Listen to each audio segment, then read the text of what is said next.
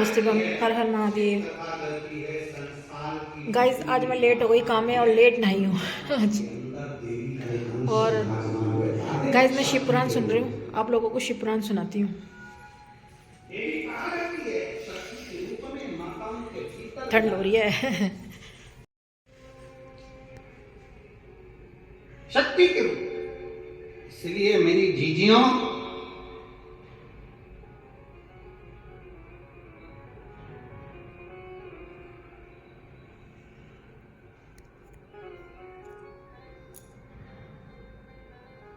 मेरी माताओं, मेरी बेटियों, इसीलिए शास्त्र कहता है कि घर की स्त्री को, घर की बेटी को, घर की नारी को तन पर ऐसे वस्त्र पहनना चाहिए कि धन को भी धक्का ना लगे और धर्म को भी धक्का ना लगे।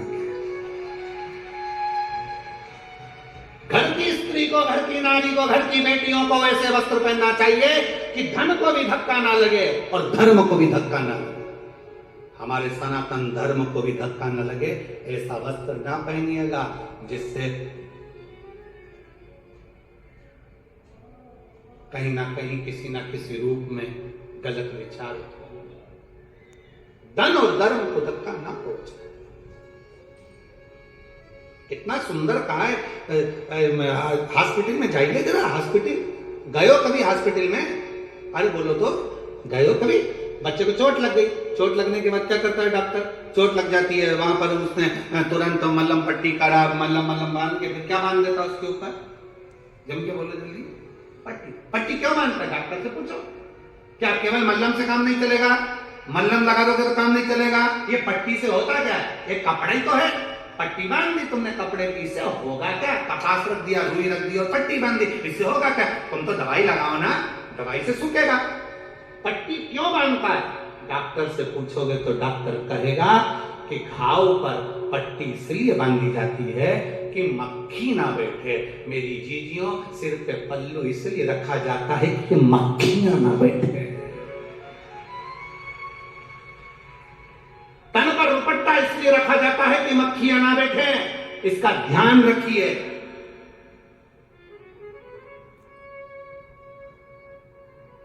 घाव पर मक्खी बैठेगी तो घाव सड़ा देगी। और ये गलत मक्खियां संसार में बहुत सारी है, बहुत मक्खियां, अनगिनत है, अनगिनत। मक्खियों से बचने के लिए तन पर एक दुपट्टा, सिर पर एक पल्लू होना जरूरी है, बहुत जरूरी।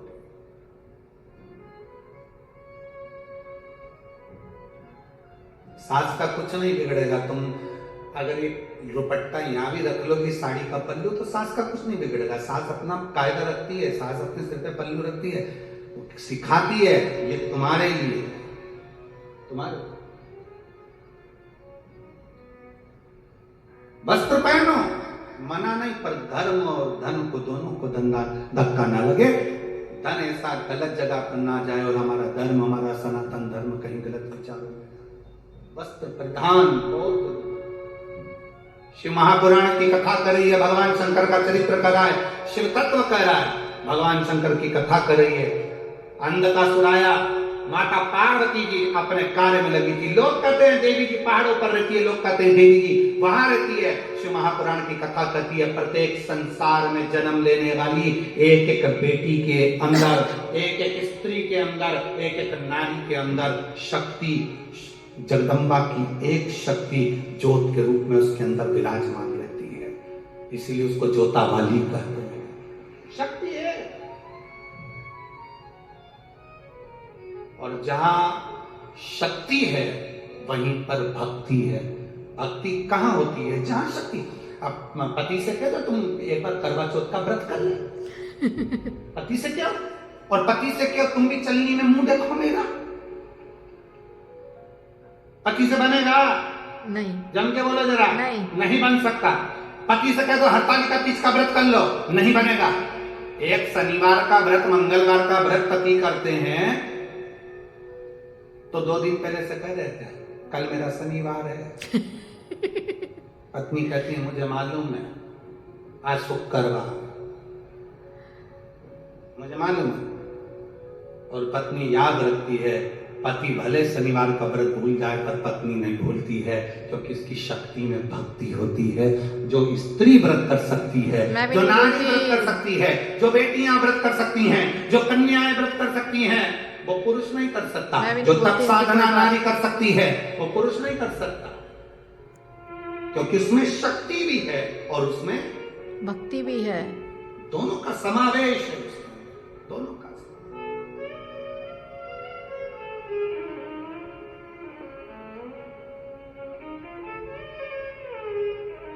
इसीलिए हम माताओं से, बेटियों से हमेशा निवेदन करते हैं कि तुम यह मत सोचो कभी भी कि तुम कुछ नहीं कर सकते। कई लड़के कह देते हैं गुरुजी मैं तो ये कंपटीशन एग्जाम पास ही नहीं कर सकता, मैं तो कंपटीशन एग्जाम में रह जाऊंगा, गुरुजी 4 बार परीक्षा दे ली मैं तो रह जाऊंगा। बेटियां कह देती है मुझे लगता है मेरी किस्मत में आगे बढ़ना लिखा ही नहीं है। कौन कहता है? पहले कथा में कहा था अपने कमरे में अटाला नहीं रखते। तुम लोग रखते हो? नहीं। अपने कमरे में बेकार सामान नहीं रखते। हमेशा अपने कमरे में अच्छी साड़ी, अच्छा कपड़ा, अच्छा सामान, अच्छा जेवर तुम अपने कमरे में रखते हो, बेकार नहीं रखते। बेकार तो तुम पटक देते हो कहीं और। जब तुम अपने कमरे में बेकार चीज नहीं रख सकते तो ये पूरी पृथ्वी तो मेरे महादेव की है। महादेव अपनी पृथ्वी पर बेकार सामान नहीं रखते। तुम सब कीमत वाले हो, एक से बढ़कर हीरे हो। अपनी कीमत को पहचानो। कभी मुख से ये मत कहो कि मुझसे ये नहीं हो सकता, मैं ये कंपटीशन एग्जाम नहीं निकाल सकता, मैं ये नहीं कर सकता। अपनी एजुकेशन को बढ़ाइए, अपनी मेहनत को बढ़ाइए, अपनी लगनता को बढ़ाइए, अपने कर्म को बढ़ाइए, अपने परिश्रम को बढ़ाइए। जितना पढ़ते थे उससे 4 गुना पढ़ो, जितना अध्ययन करते थे उससे 4 गुना अध्ययन करो। और शंकर भगवान पर एक बेलपत्र समर्पित कर कर, उस पर विश्वास कर कर, अपने ऊपर भरोसा कर कर कि मैं इस एग्जाम को निकलूंगा और निकल कर बताऊंगा, तो निकल ही जाओगे। अपना बल प्रबल करिए। हर हर महादेव। और ऐसों के पास मत बैठो जो तुम्हारा विल पावर कमजोर कर दे। कई लोग ऐसे भी होते हैं। एक मकड़ी जाला बना रही थी, मकड़ी जाला बना रही थी तो वहीं दरवाजे के पीछे छिपकली आ गई। छिपकली? छिपकली छिपकली देखिए तुम लोगों ने? यस। जम के तो बोलो। हाँ अभी भी है। देखिए तुम्हारे यहाँ आती है? अरे अभी भी है, पर्दे के पीछे छुपी है। कैसी होती है छिपकली? देखिए देखिए शिव महापुराण में छिपकली जरा दूसरी है, चिपक जाती है दीवार पे। शिव पुराण में छिपकली किसको कहा गया? जो तुम्हारे घर में आकर बैठे और कहे तेरी बहू किसी काम की, तेरा छोरा किसी काम का। राम कितना नुकसान हो गया। ये छिपकली है, चुपचाप से आती है, दरवाजे के पीछे चिपक जाती है। अब तुम्हारी छिपकली और हमारी छिपकली में अंतर है। अब मेरठ में छिपकली है कि नहीं हमको नहीं मालूम, और ऐसा कोई संसार नहीं जहां छिपकली नहीं आती है। धीरे से मकड़ी ने जाला बनाया, छिपकली आ गई पीछे से, और छिपकली ने आकर कहा मकड़ी से दरवाजे के पीछे जाला बना रही है, कोई भी तोड़ देगा झाड़ू मार के। और कहीं बना, मकड़ी जाला बना रही थी, फिर सोचा कहां बनाऊं, तो दरवाजे के ऊपर खिड़की पे बनाया। इतने में चिड़िया आ गई। चिड़िया ने कहा कहां जाला बना रही है, हवा चलेगी पूरा दरवाजे का जाला टूट जाएगा। और कहीं बना। मकड़ी गई फिर पानी की टंकी के पीछे, वहां जाला बना रही थी। माँ एक तिल्ली बोल दी तुम जाला बनाओ, जो नहाने कोई आया तो जाला टूट जाएगा। मकड़ी पूरे दिन घूमती रही बेचारी, उससे जाला ही नहीं बना पाई। क्यों? क्योंकि हर जगह जाते थे कोई ना कोई उसका विल पावर कमजोर कर देता था, मना कर देता था, मत बना, यहाँ ऐसा हो जाएगा, वहां वैसा हो जाएगा, वहां वैसा हो जाएगा, वहां वैसा हो जाएगा। और मकड़ी जाला नहीं बना पाई। आखिरी में मकड़ी एक बंदर के पास गई, बंदर से कहा मैं क्या करूं? बंदर ने कहा क्यों इनके चक्कर में पड़ी है, तेरी मर्जी पड़े जहां जाला बना। तेरा जाला तू बनाती है, तुझे मालूम है ना कि कितना बोल्ड है, कितना बलवान है। उसी तरह पढ़ाई आप करते हो, अध्ययन आप करते हो, कोचिंग आप करते हो, ट्यूशन आप करते हो, स्कूल में आप पढ़ते हो, तो आप दूसरे के कहने पर चलोगे क्या कि वो कह रहा है मैं इस एग्जाम को नहीं निकाल सकता, तुम अपने अंदर मकड़ी जैसी बोल्डता रखो, अपने आप चाला तैयार होगा। इन छिपकलियों के कहने पे चलोगे तो जिंदगी में कभी आगे नहीं बढ़ पाओगे। अपने आप को प्रबलता दीजिए कि मुझे ये एग्जाम एक पत्र में। तो गाइस देखा आपने मिश्रा जी ने कितनी अच्छी बात बोली है स्त्रियों के लिए। तो गाइस हमारे यहाँ भी एक चिपकली है, चिपकी पड़ी रहती है, दिखाओ, देखो देखो हैगी पर्दे के पीछे।